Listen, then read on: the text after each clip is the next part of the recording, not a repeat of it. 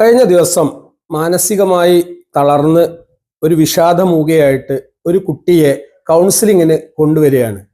അവൾ SSLC പരീക്ഷയിൽ നല്ല മാർക്ക് സ്വായത്തമാക്കിയിട്ടുണ്ട്. പക്ഷേ അവൾക്കുണ്ടായിട്ടുള്ള ഏറ്റവും വലിയ ദുരനുഭവം എന്ന് പറയുന്നത് അവൾക്ക് ഒന്നോ രണ്ടോ വിഷയങ്ങളിൽ വേണ്ടത്ര മാർക്ക് കിട്ടിയിട്ടില്ല. എന്നാൽ മാർക്ക് ലഭിച്ച ആ വിഷയത്തെക്കുറിച്ച് പ്രോത്സാഹിപ്പിക്കുന്നതിന് ബദൽ അവളെ പഠിപ്പിച്ച അധ്യാപിക വളരെ മോശമായിട്ട് ആ കുട്ടിയെ വിമർശിക്കുന്ന ഒരു രംഗം അത് അവളുടെ മനസ്സിനെ വല്ലാതെ തളർത്തിയിട്ടുണ്ട്.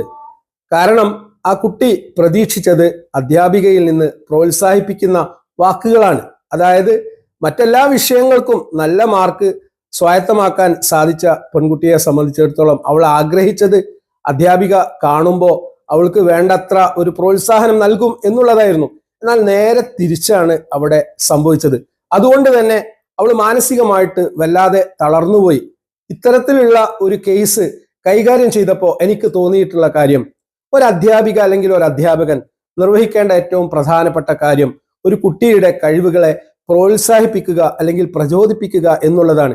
ഏതെങ്കിലും ഒരു വിഷയത്തിൽ അവർക്ക് മോശപ്പെട്ട പ്രകടനം ഉണ്ടെങ്കിൽ തന്നെ അവർക്ക് മറ്റ് മേഖലകളിൽ എക്സൽ ചെയ്യാൻ അല്ലെങ്കിൽ മികവ് പുലർത്താൻ സാധിക്കും. ആ മികവിനെ പ്രോത്സാഹിപ്പിക്കുന്ന രൂപത്തിലുള്ള ഒരു സമീപനം അധ്യാപകർ സ്വീകരിക്കുമ്പോൾ അത് കുട്ടികളുടെ മാനസിക വളർച്ചയിൽ വലിയ കരുത്ത് നൽകും എന്നുള്ള തിരിച്ചറിവാണ് ഓരോ അധ്യാപകനും ഉണ്ടാവേണ്ടത്.